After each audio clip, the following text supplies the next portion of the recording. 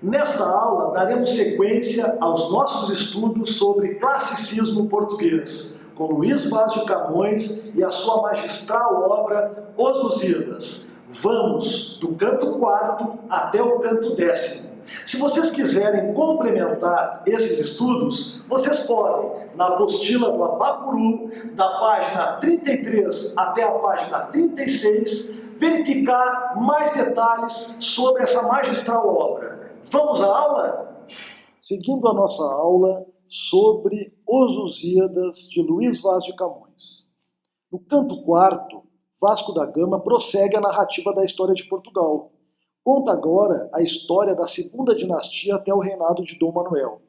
Após a narrativa da Revolução de 1383 até 1385, que incide fundamentalmente na figura de Nuno Álvares Pereira e na Batalha de Aljubarrota, seguem-se os acontecimentos dos reinados de Dom João II, sobretudo os relacionados com a expansão para a África.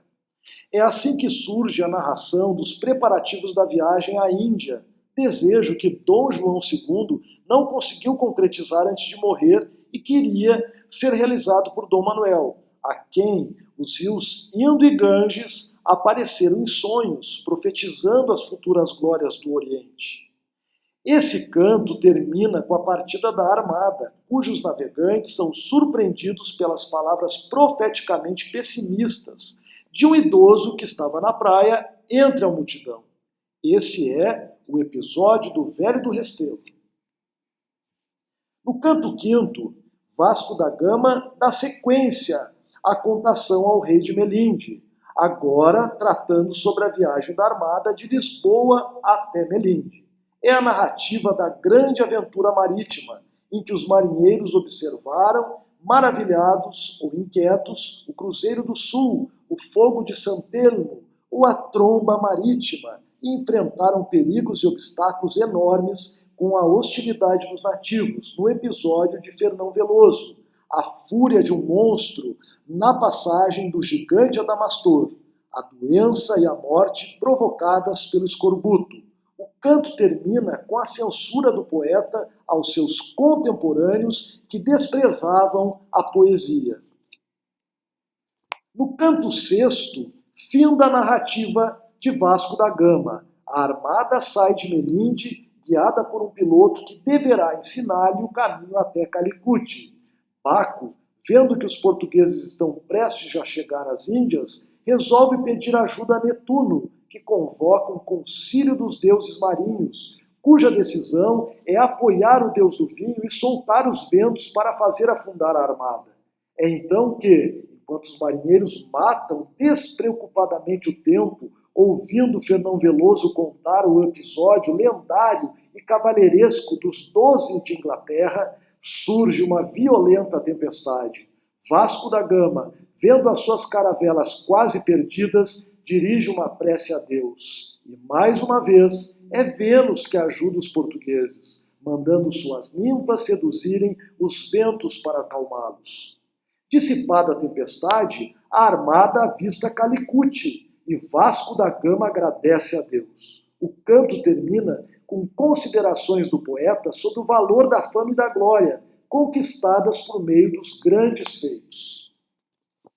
No canto 7º, a armada chega a Calicut. O poeta elogia a expansão portuguesa como cruzada, criticando as nações europeias que não seguem o exemplo português. Após a descrição da Índia, conta os primeiros contatos entre os portugueses e os indianos, o que acontece por intermédio de um mensageiro enviado por Vasco da Gama para anunciar a sua chegada. O mouro Monsaíde visita a nau de Vasco da Gama e descreve Malabar. Após o capitão e outros nobres portugueses desembarcarem, são recebidos pelo Catual e depois pelo Samorim. O Catual visita a armada e pede a Paulo da Gama que lhe explique o significado das figuras das bandeiras portuguesas. O poeta invoca as ninfas do Rio Tejo e do Mondego, ao mesmo tempo que critica duramente os opressores e exploradores do povo. Canto 8º.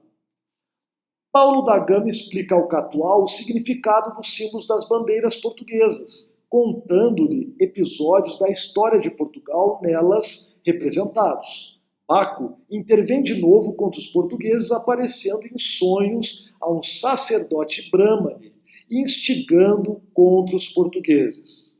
Orientado pelo sacerdote, o Samorim interroga Vasco da Gama, que acaba por regressar às naus, mas é retido no caminho pelo Catual subornado, que apenas deixa partir os portugueses depois destes lhe entregarem as fazendas que traziam. O poeta tece considerações sobre o vil poder do ouro. Canto IX. Após vencerem algumas dificuldades, os portugueses saem de Calicut, iniciando a viagem de regresso à pátria. Vênus decide preparar uma recompensa para os marinheiros, fazendo-os chegar à Ilha dos Amores. Para isso, manda o seu filho Cupido disparar setas sobre as ninfas, que, feridas de amor e por sua deusa instruídas, recebem apaixonadamente os portugueses. A armada avista a Ilha dos Amores, e quando os marinheiros desembarcam para caçar, vêm as ninfas que se deixam perseguir e depois seduzir.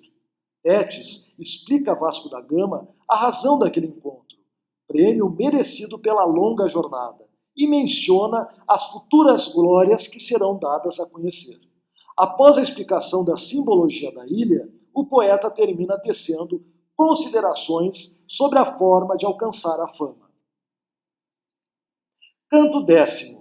As ninfas oferecem um banquete aos portugueses. Após uma invocação do poeta Calíope, uma ninfa faz profecias sobre as futuras vitórias dos portugueses no Oriente. Tétis conduz Vasco da Gama ao cume de um monte para lhe mostrar a máquina do mundo e indicar nela os seus lugares, onde chegará o Império Português. Os portugueses despedem-se e regressam a Portugal.